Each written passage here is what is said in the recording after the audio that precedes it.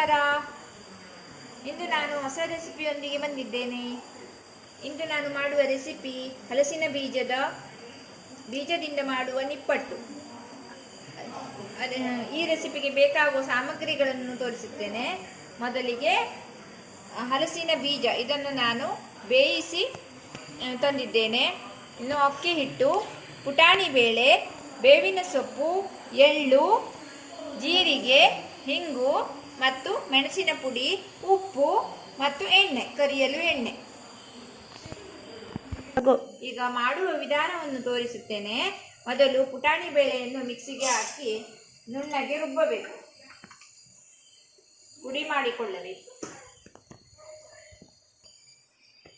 ನೋಡಿ, ಪುಟಾಣಿ ಹಿಟ್ಟನ್ನು ಈ ಥರ ಪೌಡರ್ ಮಾಡಿಕೊಂಡಿದ್ದೇನೆ. ಈಗ ಹಲಸಿನ ಬೀಜವನ್ನು ಮಿಕ್ಸಿಗೆ ಹಾಕಿ ರುಬ್ಬಬೇಕು. ಈಗ ಸ್ವಲ್ಪ ನೀರನ್ನು ಸೇರಿಸಿಕೊಳ್ಳಬೇಕು, ಯಾಕೆಂದರೆ ಇದನ್ನು ಗಟ್ಟಿಯಾಗಿ ರುಬ್ಬಿಕೊಳ್ಳಬೇಕು.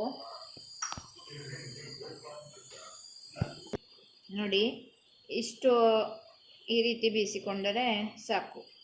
ಇದನ್ನು ಪುಟಾಣಿ ಹಿಟ್ಟಿನೊಂದಿಗೆ ಬೆರೆಸಬೇಕು.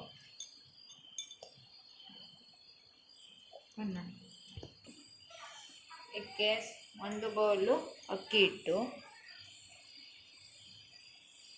ಆಮೇಲೆ 1 ಚಮಚ ಜೀರಿಗೆ, 1 ದೊಡ್ಡ ಚಮಚ ಎಳ್ಳು, ಸ್ವಲ್ಪ ರುಚಿಗೆ ತಕ್ಕಷ್ಟು ನೋಡಿ ರುಚಿಗೆ ತಕ್ಕಷ್ಟು ಉಪ್ಪು ಮತ್ತು ಖಾರ ಪುಡಿ 2 ಸ್ಪೂನ್, ಮತ್ತು ಬೇವಿನ ಸೊಪ್ಪು.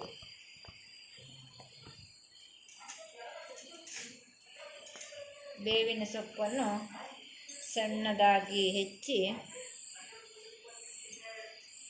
ಹಾಕಬೇಕು. ಈ ರೀತಿ ಸಣ್ಣದಾಗಿ ಹೆಚ್ಚಿಕೊಂಡರೆ ಆಯಿತು. ಎಲ್ಲ ಚೆನ್ನಾಗಿ ಕಲಸಬೇಕು. ನೋಡಿ, ಸ್ವಲ್ಪ ಇಂಗನ್ನು ಹಾಕಬೇಕು. ಇಂಗನ್ನು ಸ್ವಲ್ಪ ನೀರಿನಲ್ಲಿ ಹಾಕಿ ಕರಗಿಸಿ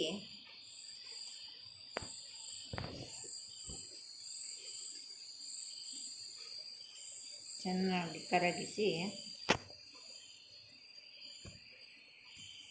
ಮಿಶ್ರಣಕ್ಕೆ ಹಾಕಿ ಕಲಸಬೇಕು. ಈ ರೀತಿ ತಿಕ್ಕಿ ಅದು ಅಂಟು ಬರುತ್ತದೆ. ಬಣ್ಣಿದ ಎಣ್ಣೆಯನ್ನು ಹಾಕಿ ಕಾಯಲಿಡುತ್ತಿದ್ದೇನೆ. ಎಣ್ಣೆ ಬಿಸಿ ಆಗೋ ತನಕ ಇದನ್ನು ಹೀಗೆ ಚಿಕ್ಕ ಉಂಡೆಯನ್ನು ಮಾಡಿ ಬಾಳೆ ಎಲೆಯಲ್ಲಿ ಇಟ್ಟು ಹೀಗೆ ಲಟ್ಟಿಸಿಕೊಳ್ಳಬೇಕು.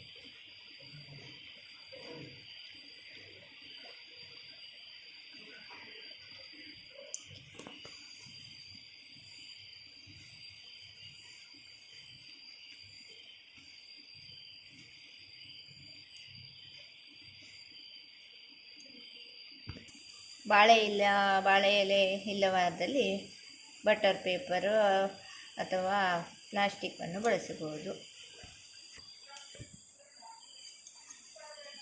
ಎಂತ ಆನ್ ಮಾಡಿದ್ದಿ? ಎಣ್ಣೆ ಕಾದಿರೋದ್ರಿಂದ ನಾನು ಒಂದೊಂದಾಗಿ ಎಣ್ಣೆಯಲ್ಲಿ ಹಾಕಿ ಕರಿಯಬೇಕು.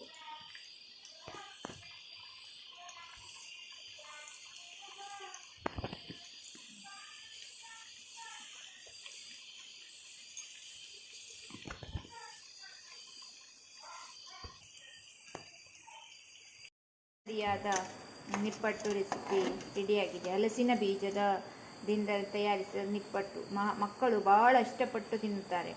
ಇದು 1 ತಿಂಗಳು ಸಹಿತ ಸ್ನ್ಯಾಕ್ಸ್ ಥರ, ಚಿಪ್ಸು ಈ ಥರ ಶೇರ್ ಮಾಡಿಟ್ಕೊಂಡು ಅದರಲ್ಲಿ ಸಂಗ್ರಹ ಮಾಡಿಟ್ಟುಕೊಂಡು ಮಕ್ಕಳಿಗೆ ಕೊಡಬಹುದು. ಹಲಸಿನ ಬೀಜ ಇದು ತುಂಬ ನೆನಪಿನ ಶಕ್ತಿಯನ್ನು ಕೊಡುತ್ತದೆ, ಪ್ರೋಟೀನ್ ಯುಕ್ತವಾಗಿದೆ.